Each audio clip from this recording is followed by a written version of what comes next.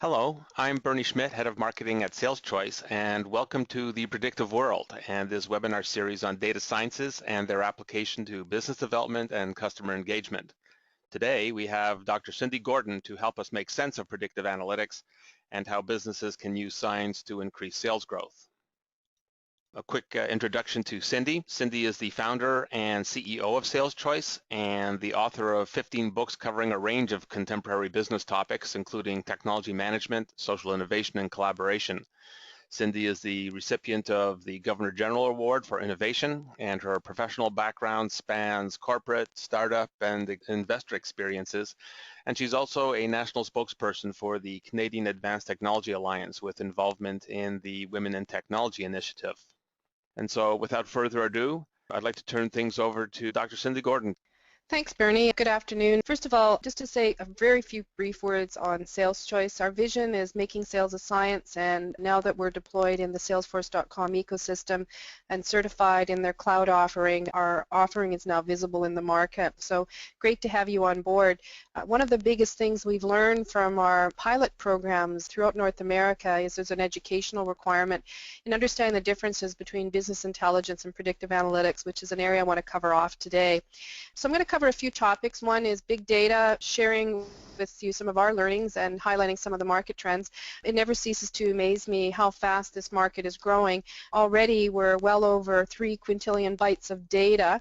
Even more interesting is that 90% of the world's data has been created in just the last 12 months.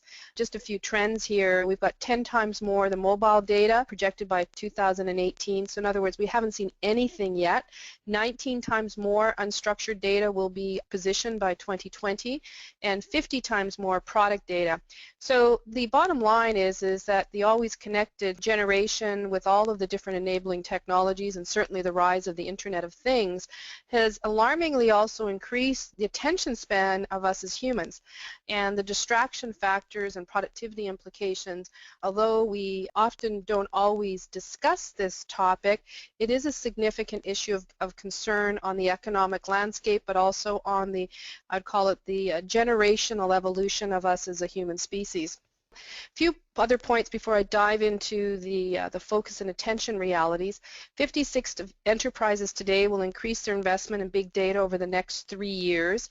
So on all pretty well mid to large enterprise companies, I'd call it growth agendas, is making a better sense of analytics, and whether it's intensifying their quality of their data, intensifying the visualization of their data, and if they're more mature, they'll start to then look at ways of leveraging predictive and prescriptive analytics, two areas which I will define in far more detail in a few minutes. Now, I want to spend a little bit of time on the age of distraction. The white paper, which we promised would be sent out after this webinar, we spent pretty well over 3 months of research, talking to different people, looking at different longitudinal research, and alarmingly, the attention span is 50% less than it was 10 years ago. There's been some very recent research that Microsoft just released, which I'm going to cover in a moment, and I think getting this discussion into the boardrooms around the world with our C-level executives is very, very important. The implications to sales professionals, which we're highly dependent on in terms of growing our top-line revenue growth with this backdrop, and also some of the factors of how many people that are potentially also distracted prone or in sales, is a factor for, I think, the rise of looking at these new advanced approaches to keep people focused, and one of the reasons we certainly are very attentive to this challenge. So let me dive now into more facts on the always connected generation and the consequences. So first, the Microsoft research, if you haven't already seen the research, was pretty comprehensive. A number of research scientists came together to really look at the implications of always turned on. One of the little factoids that certainly caught my personal interest was the fact that we no longer have the attention span that's greater than a goldfish. I find that quite disturbing, that people generally lose concentration now after 8 seconds.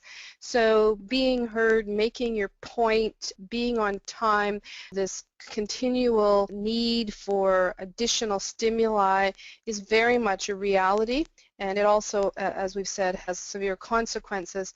When you look at the mobile generation since the year 2000, when we kind of all became extremely connected, the average attention span dropped from 12 seconds to 8 seconds. So that's kind of the time frame in monitoring human behavior in relationship to the fact of always being on.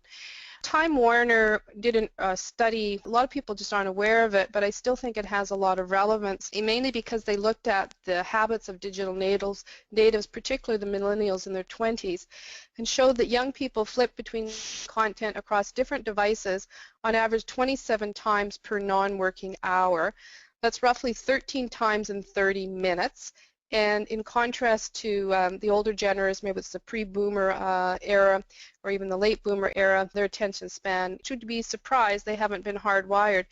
But as you look at the projections of the fact we're already at 8 seconds and we have the generation virtuals coming up that are even more intensely connected to technology, there are major concerns that are being discussed, around the world on how the rise of cognitive computing, which is the need to focus people more using very advanced methods. When you dive into the productivity reports, this is just one of many. What caught my interest here with the Harmony report, I know there have been many other subsequent studies that companies with more than 1,000 employees lose roughly $10 million a year, time that they're spending on their smartphones, communication exchange that literally have no relevance to work. And I'm sure all of us have been in meetings where people are texting or we're trying to have a conversation and people are glancing at their Apple Watch or whether it's their iPad or whatever their mobile device is. The reality is that it creates a distraction in terms of the quality of the listening and the quality of the communication process and also the relationship building.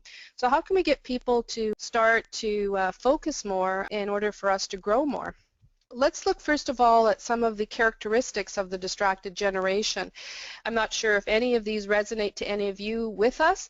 If so, feel free just to make a comment on the call. But the main traits are a persistent feeling of being rushed, a heightened sense of distractibility, inability to sustain lengthy and full attention to any task or an activity even if you want to, tendency to hop from task to task, ideas to ideas, but increasingly a compulsive need for the hit, the frequent charge of being engaged with a text message, Googling subjects, visiting favorite sites, speaking, emails, texting, getting a little bit work but done, then being interrupted. So the interrupt implications here on productivity in the workplace is absolutely on the rise. Now, when you dig a little bit deeper into the age of the distracted generation, and that's now often being called attention deficit traits, and it is different than ADHD. ADHD is a far more pronounced medical condition, which obviously, many people may have specific medication to. But interestingly enough, the behaviors in many respects are very similar. It's like being on a continuum in terms of mild, medium, and then more severe. But in the profession of sales, in terms of attracting individuals with these characteristics, 30% of sales professionals or more actually have ADHD, and increasingly, although there's not a lot of research on the AD front, our belief is that it's very possible that 50 to 60% of sales cultures have these characteristics and attributes.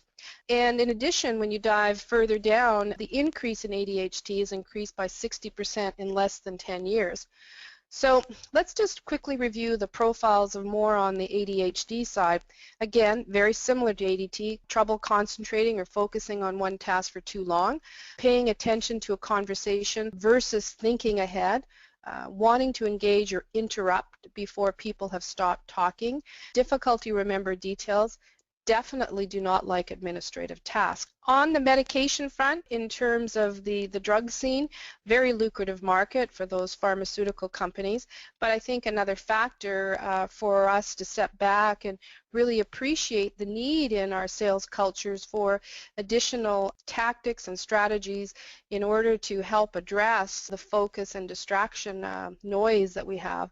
You can see here that the increase of medication between 2010 and 2020 has moved from 10.5 billion as a market, as a global market, to 17.4 5 billion, and the projection here, outlook, is also going to be on the rise. So, will we move to a society where, with the amplification of the noise factor, that we move from 30 to 50 or potentially higher ratios of society having ADHD traits, certainly in the more developed nations, with access to all of these influence technology signals.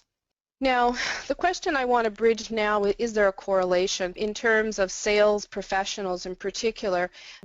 Myself, having grown up at Xerox for a number of years, probably my formative sales years, and then later moving on to Accenture as a partner in the North American market, it was very, very clear to me, often being in leadership meetings, that they would always say, can you net it out, get the key points out so we can move on.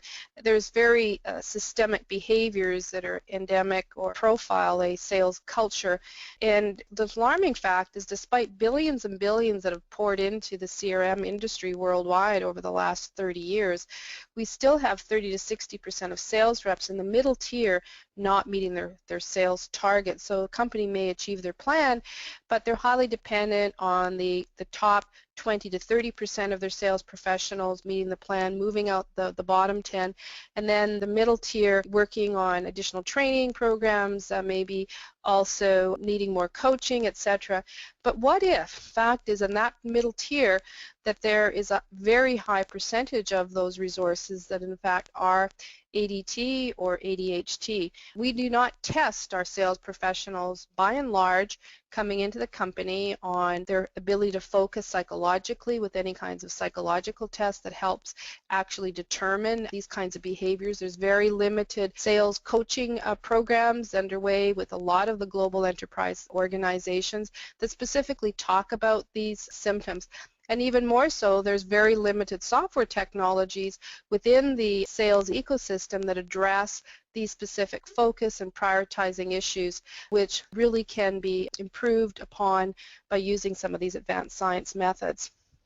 A recent report that we follow, maybe my Accenture heritage, but they do some great research with CSO Insights with their CSO annual report, which longitudinally looks at patterns of global chief revenue officers or sales officers.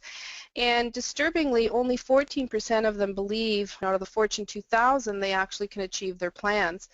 And, when you see that kind of doubt and concern, for sure it's predicated that they've got a higher number to hit. In the past, they're looking at their middle tier performance ratios or their onboarding practices and time to ramp, and with new products and services coming on stream, not always necessarily aligned, challenges with compensation systems.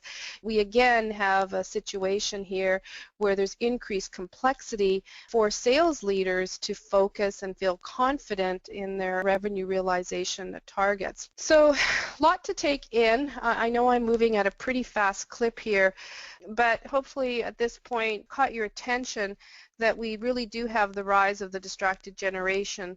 Absolute consequences to sales professionals.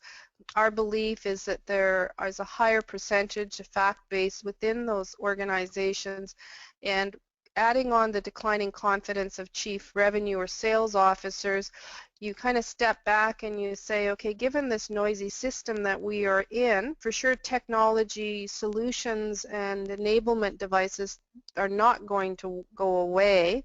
There is the reality that we are very, very connected. Researchers believe we are creating the first generation of mankind that is ubiquitous with technology. And as we start to add on the extrasensory Internet of Things into our work, business, and play, even more devices and signals being connected, that we will, in fact, be that first human race in our lifetime that is totally wired and potentially moving from the Apple Watch to inner wirings as well.